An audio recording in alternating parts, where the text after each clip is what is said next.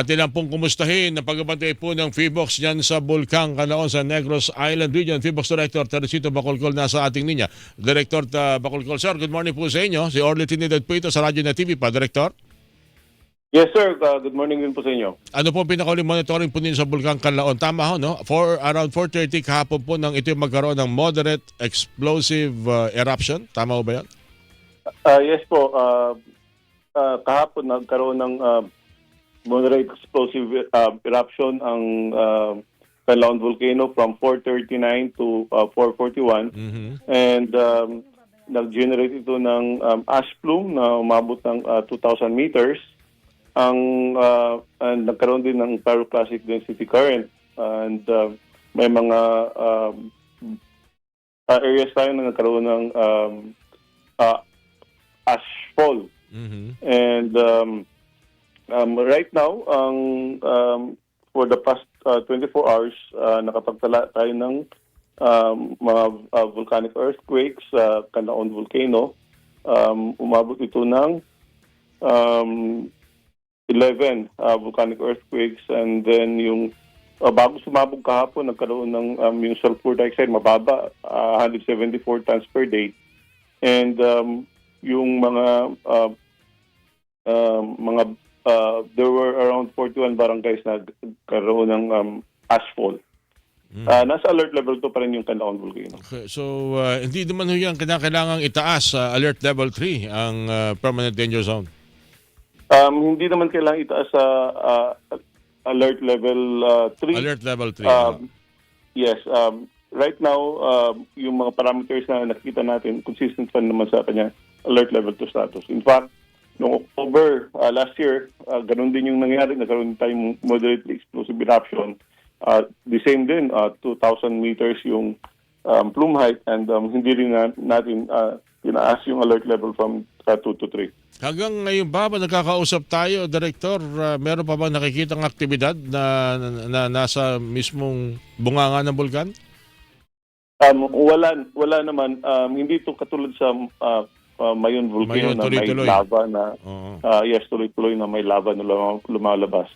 Hindi ganito yung activity ng Canlaon Volcano. Pero napakalawak yata nung naramdaman yung mga abo. Ano po, yung ashfall? Yes, and marami tayong, again, 41 barangays sa Negros Occidental nagkaroon ng ashfall. Tulad ng ating malimit na ipaalala, sa ganitong mga pagkakataon at sitwasyon, meron dapat na karampatang pag-iingat na ginagawa yung mga residente kahit nasa evacuation center na tulad ng pagsusuot ng face mask. Ganun pa rin po bang umiiral dyan sa Negros Island Region? Yes, kailangan kung may abo, kailangan nilang magsuot ng face mask, N95 kung maaari. Kung wala namang N95, surgical mask will do. And kung wala pa rin, kahit yung tela na binasa ng tubig, yun yung pangtakip nila sa kanilang bibig at saka sa ilong. Kasi yung volcanic ash ay pwedeng magdulot ng iritasyon sa mata, lalamunan at sa kanilang sa baga.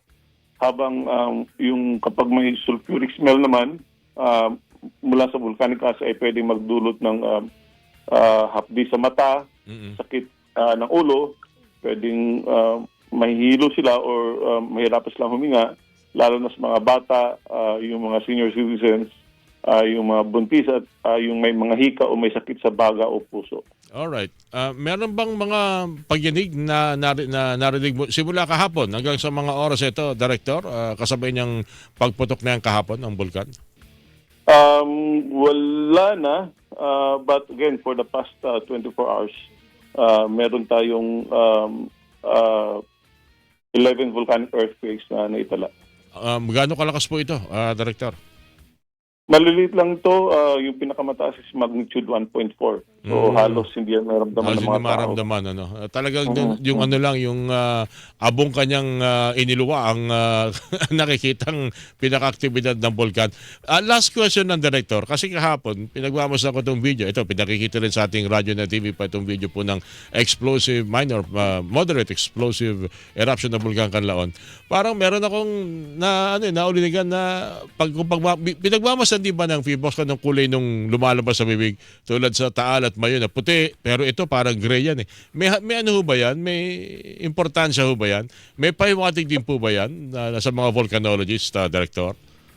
Yes, kapag gray, ibig sabihin mga bato yan na nababasag, naging abo. Kasi kapag puti, steaming Steam. lang. Steam. Oh, so ito, hindi to steam. Ito yung kasama nito yung mga bato na Bato at nabasag. putik. Yeah, hindi naman putik, mga naging abo. Old volcanic rocks na sa sobrang pressure, sa lakas ng pressure, na nababasag, nagiging mga abo. Kaya ganyan yung kulay.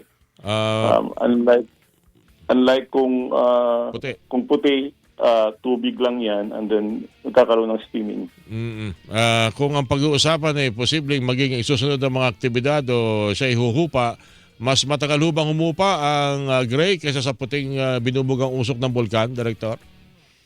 Yes, kasi and mas explosive yan. Kasi again, ibig sabihin, malakas yung pressure kasi yung mga bato natin nababasag, nagiging abo sa sobrang lakas ng putok.